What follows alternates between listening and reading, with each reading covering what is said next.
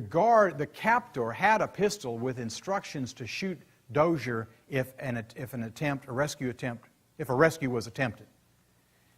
But when the Italian police busted in their very dynamic entry, the guard simply put the gun down, and when later questioned, he said, after spending time with this man, he was not the enemy. He was just a man sleeping. It was harder to shoot just a man sleeping. So the Stockholm Syndrome is not something that is only effective on the captors, but can also can work in your favor. As I said, about 20% of the hostage incidents involve fatalities, and of those, 2/3 involve only one death. There are some notable exceptions. The Pan Am Flight 103 over Lockerbie, Scotland, and then, of course, our more recent 9/11.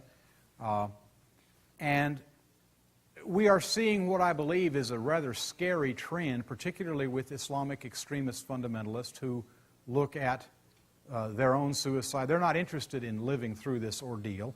They're going to get maximum media exposure, not by drawing out some hostage incident, but by killing all the hostages. So there is a kind of a disturbing trend away from this. But at least up to 9/11, you had a statistically fairly high probability of surviving a hostage incident, regardless of the category or the motive of the captors. Now, I'm going to spend the next few minutes, I'm going to have to rush through this really quickly. You have the highest statistical degree of mortality in a hostage situation where you are involved in some premeditated criminal activity, robbery, carjacking, revenge, or psychotic, drug-crazed wackos. This could happen in the home, in the car, in the office, while you're shopping.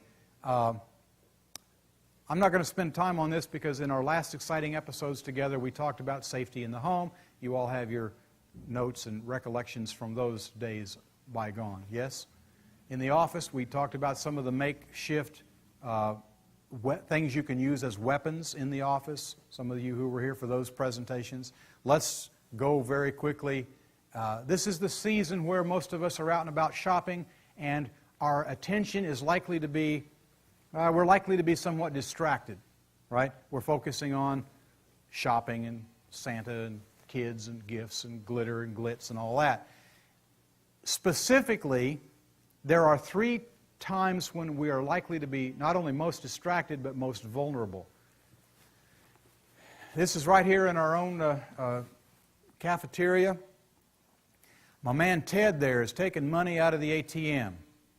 My man Freddie is hiding behind the pillar here. Ted is completely oblivious to Frankie. Frankie's behind the pillar, and Frankie is looking over Ted's shoulder, and Ted is completely unaware of what's happening. Frankie walks up a little tighter on him and is able to watch as Ted is punching in his numbers. This is called shoulder surfing, and I mentioned this in my presentation on identity theft. So once a bad guy gets your card and your PIN, well, Frankie's now got the PIN, the personal identification number. All he needs is the card, and we'll talk about how Frankie might get that a little later on.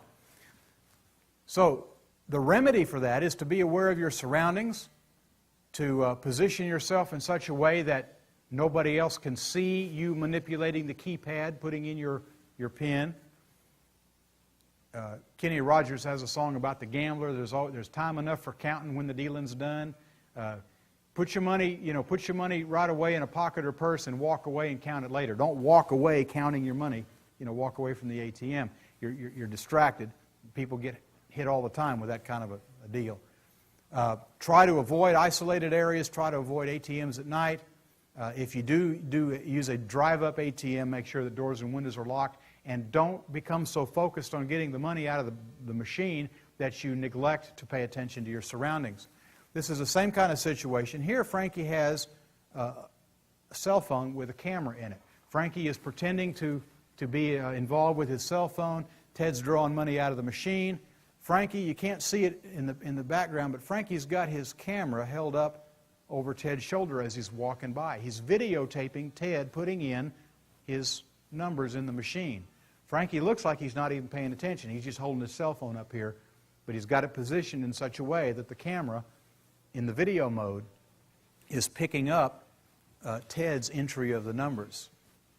Now, this is good for you to be aware of for your own withdrawals, but also as you're watching other people. When you become situationally aware, if you see anything like this going on, you may or may not think that you owe a duty to tell somebody what's up.